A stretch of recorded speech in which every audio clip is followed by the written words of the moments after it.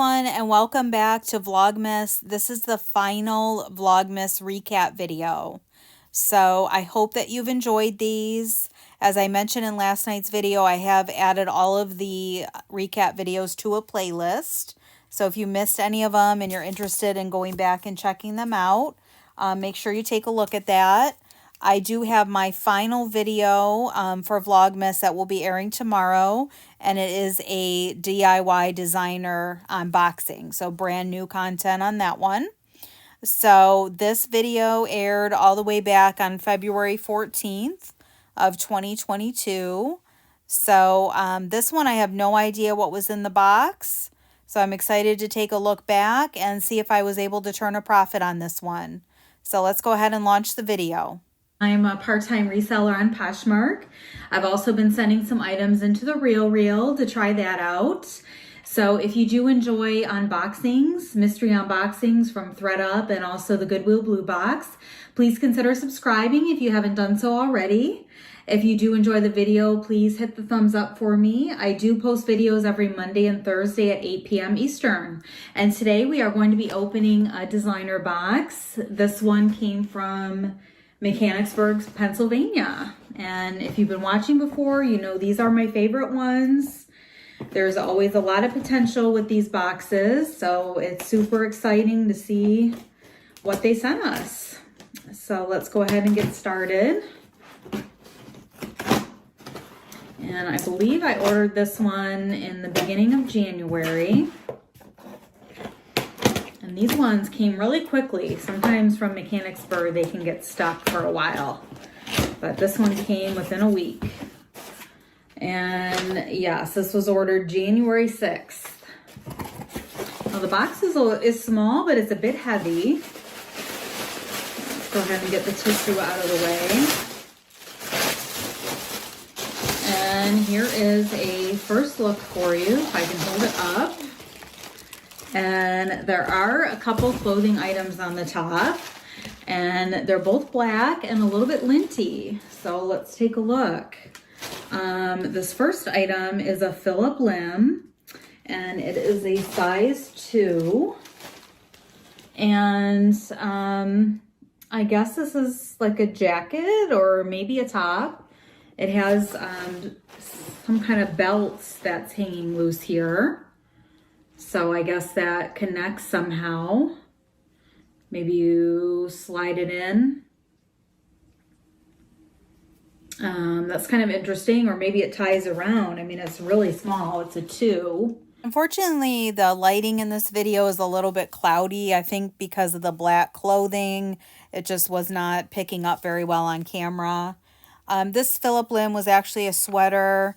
I did end up sending it into the RealReal because I was kind of confused with what you did with the tie at the bottom. And of course, it did not go for much over there. Let's take a peek. All right, so here's the sweater here. It almost looks like the RealReal couldn't figure it out either because it's just hanging on the side. It did get listed for $65. It sat for a very long time and eventually sold for $19.50 at 70% off. And my commission on that item was $6. Maier. And this looks like a dress. And the top part is a velvet and then just kind of a sheer bottom. It's a bit see-through. I don't think there's a lining in it. So you would... I believe the brand on this one is actually Tomas Maier. This dress I did end up sending into the RealReal as well. And this dress also took a very long time to sell. There it is on the mannequin. It was listed for $115 and it was discounted all the way down 80% to $23. And my earnings on that one was $9. The next item is a Sandro, and this is a size 2. Just a sleeveless top. And it's got like a textured material and then kind of a ruffle detail on the shoulders and on the side.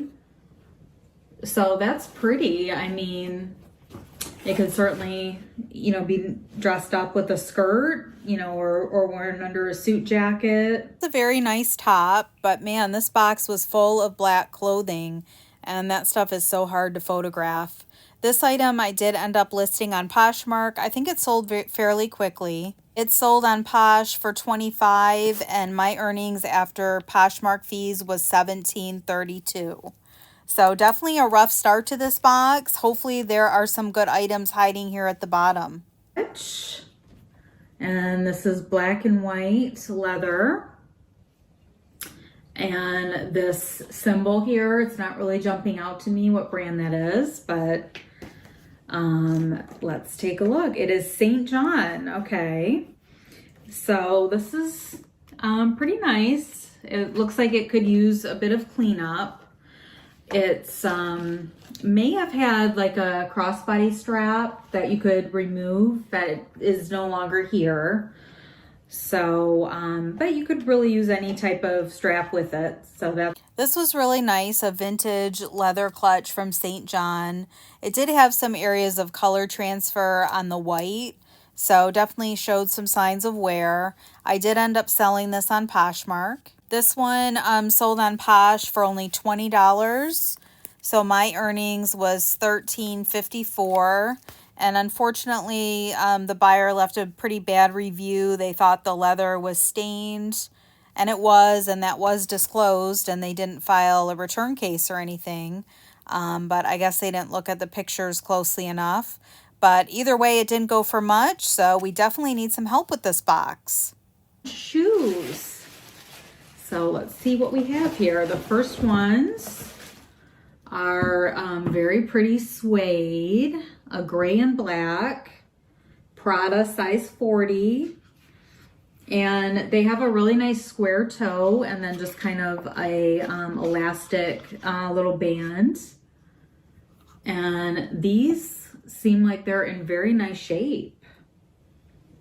Some wear, of course, on the bottoms, but not affecting, you know, the tips of the toes. Just a little bit of wear at the heels, but it's not torn up or anything. Really nice color block. These I did list on Poshmark, and for whatever reason, they were not selling.